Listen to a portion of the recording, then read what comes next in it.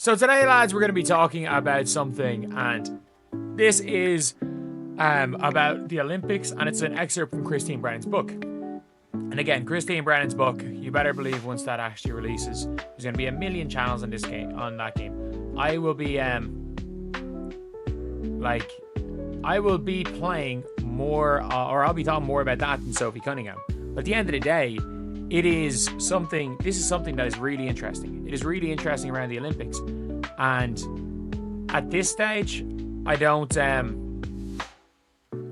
think that there was ever a chance of her making the 5v5. And I don't know why there was ever that hope being given to her and that hope being given to fans. I think it was just a string of long fans.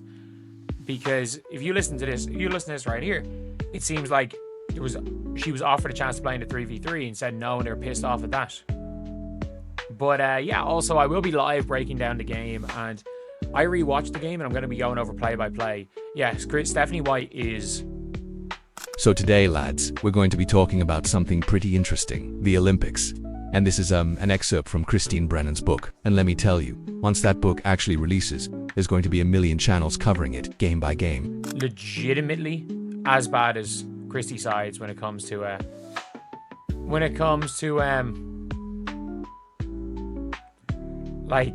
just in-game adjustments. She's just not it. She's just not it at all. So, the 3v3 tournament was held in temporary stadium at Placide de la Concorde, where the guillotine was located during the French Revolution. The music played and the DJ-style announcer talked incessantly. The atmosphere was light and fun, but there was no mistaking this relatively new addition to the Olympics for the venerable 5v5 game.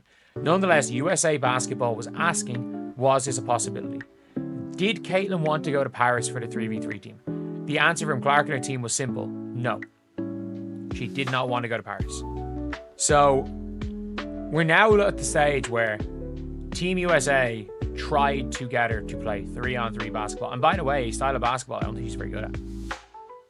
3v3 basketball involves switchability, involves 1v1 defense, and involves isolation scoring. I'll definitely be talking more about that than I ever did about Sophie Cunningham, but honestly, it is something fascinating, especially around the Olympic angle. At this stage, I don't think there was ever a real shot at Caitlin Clark making the 5v5 team. And I genuinely don't understand why hope was even given to her or the fans. It feels like fans were just strung along, because if you listen to this, really listen, it becomes clear. She was apparently offered a spot on the 3v3 team ... and turned it down. And now people are mad about that. I don't think she'd be a great 3-on-3 player. We can be honest, I don't think she would be. Because she kind of gets other players involved, it's not her game. But they were still trying to kind of make right by saying, you know what, we screwed up. We screwed up about the 3-on-3 team. But it is funny when it comes to Christine Brennan, some of the stuff she said. There's another excerpt from it, and it was like, it's becoming more and clear why they left Caitlin Clark off. And they were like, was it because of ability? Was it because of this? And it was like, simply put, because they wanted to. And that's the best way to describe it. They didn't want her there. There doesn't have to be any rhyme or reason to it, because a lot of the time they're out there trying to give reasons to it. They're trying to justify it. And they were like, oh, we didn't bring her for this reason, we didn't bring her for that reason. When the reality is they just didn't want her. They didn't want her. I don't know if they wanted Caitlin Clark. They either didn't want Caitlin Clark to play or didn't want Caitlin Clark the person. We don't know. They didn't want her there. I think there's no... Also, I'll be going live to break down the game. I rewatched it and I'll go over it play by play. And yes, Stephanie White. She's honestly as bad as Christy sides when it comes to in-game adjustments. Just not at all. Now, the 3v3 tournament was held in a temporary stadium at Place de la Concorde, where the guillotine stood during the French Revolution. There's no point really being worried about that, or really going too getting too into that. And they still tried to make do by being like, oh look, we can bring her to the Olympics, she can play 3-on-3. And the funny thing is they were asking, was it a possibility? And do you want to know what the answer is? No. The answer is actually no. The rules of FIBA basketball, and by the way, I do think the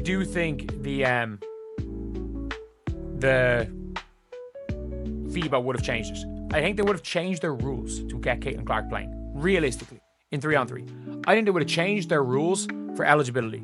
However, to be eligible for the 3-on-3 team in the Olympics, you have to be ranked in the top... you need 2 players ranked in the top 10 of your country, and you need 2 players ranked in the top 50 of your country. Caitlin Clark never played a 3-on-3 tournament.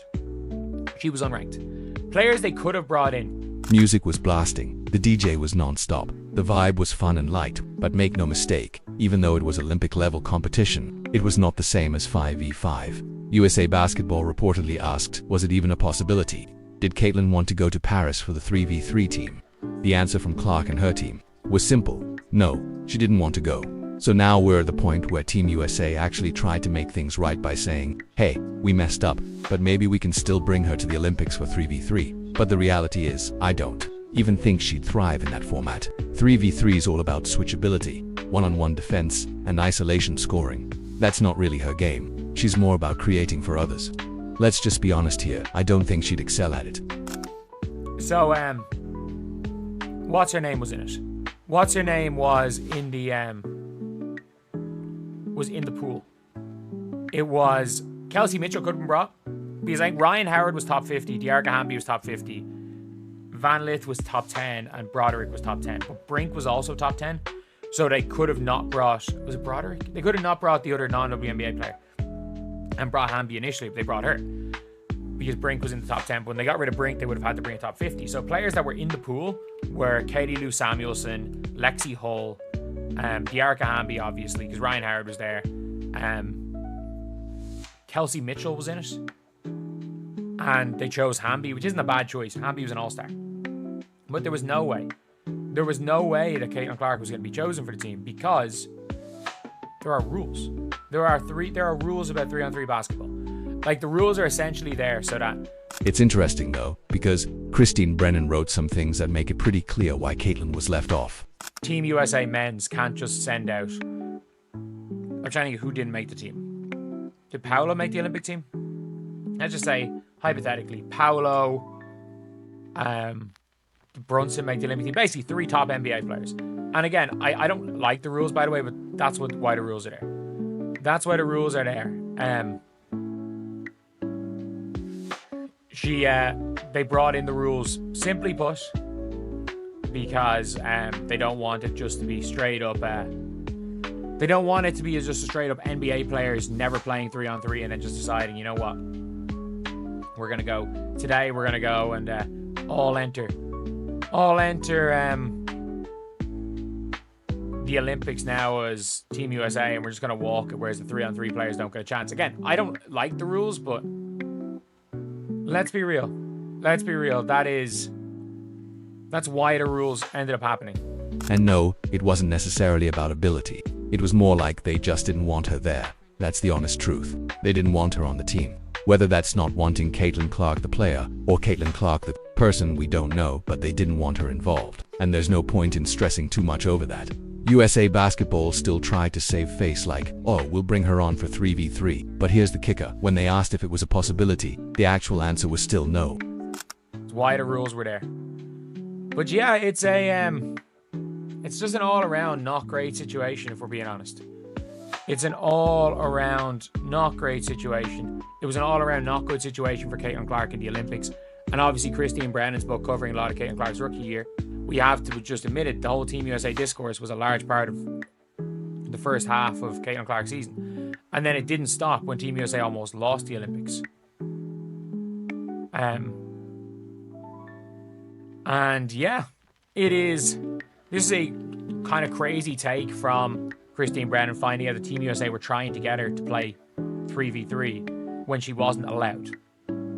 Like, based on FIBA rules, she was never going to be allowed to play. And according to Christine Brennan, they were still talking about maybe we could figure out a way to get her to play. And to be fair, the only way they could have got her to play was her missing time in the WNBA season to go play in a couple of 3-on-3 tournaments. Now, FIBA rules say to be eligible for the Olympic 3v3 team, a country needs 2 players ranked in the top 10 nationally and 2 others in the top 50. Caitlin Clark had never played a 3v3 tournament, so she was they could have brought Kelsey Mitchell, since Ryan Howard and Diarca Hamby were top 50 and Hailey Van Lith and Cameron Brink were top 10. Once Brink was out, they needed to replace her with another top 50 player. They could have gone with Katie Lou Samuelson, Lexi Hull, or Mitchell, all in the pool. They chose Hamby, which isn't a bad pick. She was an all-star. But Caitlin was never going to be eligible because of the ranking requirements. And let's be honest, the rules exist for a reason. It's to stop Team USA, especially the men's side, from just sending NBA stars who've never played 3v3 and dominating the tournament. But I'm pretty sure there were World Series 3-on-3 tournaments that could have gotten her into the top 50. But she would have had to have missed some WNBA games, which was obviously never going to happen. But yeah, that's a shocking story. That is an absolutely shocking story. And obviously, yeah, she just said, you know what, it's just not worth it. Obviously, this is an excerpt from People magazine. This Christine Brennan book is going to be crazy. And the one thing I will say is, when it comes to this Christine Brennan book, it would have hit a lot harder a week ago before Caitlin Clark seems to have lost her smile. Before Caitlin Clark seems to have... It seems like everything got to her. Just all the outside basketball stuff. So I will be streaming about an hour from now. I'll stream for 2 hours. I'll be breaking down the game. I'll be breaking down everything I've seen. And we'll be breaking down just what the hell is wrong. Because I'm looking at like Quita's just gone off Robin's live right now. So I'll give those time to stream, and I'll be hopping on after them if you guys want to watch. So anyway, I'll see you guys. Imagine if Polo Bonchero, Yolan Brunson, and someone else just showed up and steamrolled the field. That's what FIBA is trying to avoid. I don't even like the rule, but that's the reason it's there. So yeah, all in all, not a great situation. It was a messy one, and Christine Brennan's book is really diving into Caitlin Clark's rookie year. And let's be honest, the whole Team USA situation was a huge part of her early season narrative. And even when the team almost lost the Olympics, that drama still hovered. But it's wild to learn. According to Brennan, that Team USA was still trying to get Caitlin to play 3v3 when she wasn't even eligible under FIBA rules. The only way she could have been eligible was if she skipped WNBA games to play in international 3v3 tournaments to rack up ranking points, and that was never going to happen. So yeah, it's a crazy story. And in the end, Caitlin was just like, nah, not worth it. And this is just an excerpt from People magazine. Brennan's book was going to be crazy. The only thing I'll say is, this story would have hit even harder if it came out a week ago, because right now, Caitlin Clark just seems ... worn down. Like she's lost her spark. It's like everything outside of basketball has really started to weigh on her. Anyway, I'll be streaming in about an hour, going for 2 hours, breaking down the game and everything I've seen. I'll dig into what's going wrong because, man, something's definitely off. Q has just finished up live, so I'll give folks a bit of time and then hop on. See you guys there.